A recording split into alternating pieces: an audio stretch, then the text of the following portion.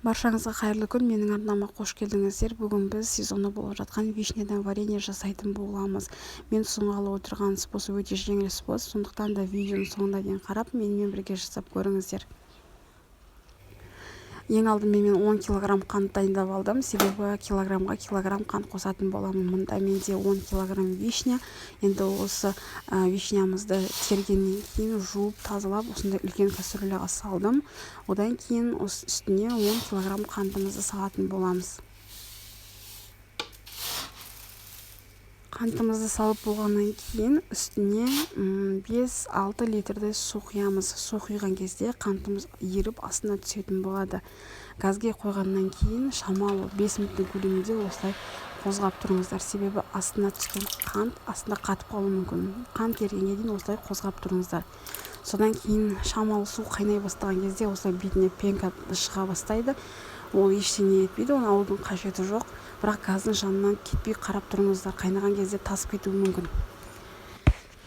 Және де біздің вареньеміз дайын болғандығын осы су арқылы білуімізге болады. Егер суымыз осындай ашық түсті болатын болса, әлі дайын емес. Ал екінші кеседегідей қою түсті болатын болса, дайын болды деген сөз. Содан кейін өзімізге керек заттар дайындап аламыз.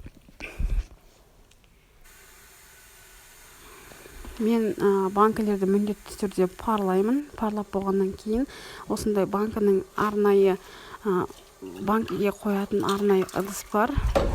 Содан кейін соның көмегімен жаңағыдай дайын болған вареньемізді банкімізге құйып алатын боламыз.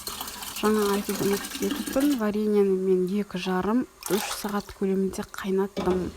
Оны біреулер бір күн қантқа салып қойып, содан кейін бір қайнатып алады, немесе біреулер арнайы сироп дайындап солай істеп жатады. Бұл мен ұсынған способ өте жеңіл способ. Қантты қосасыздар, су құясыздар, 1-2 сағат қайнатып аласыздар, болды сонымен. Варенье өте күшті шығады.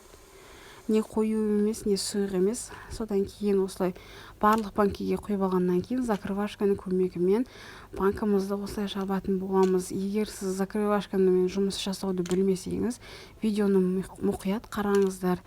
Әр бұраған сайын осылай закрывашканың басын бұрап отырамыз.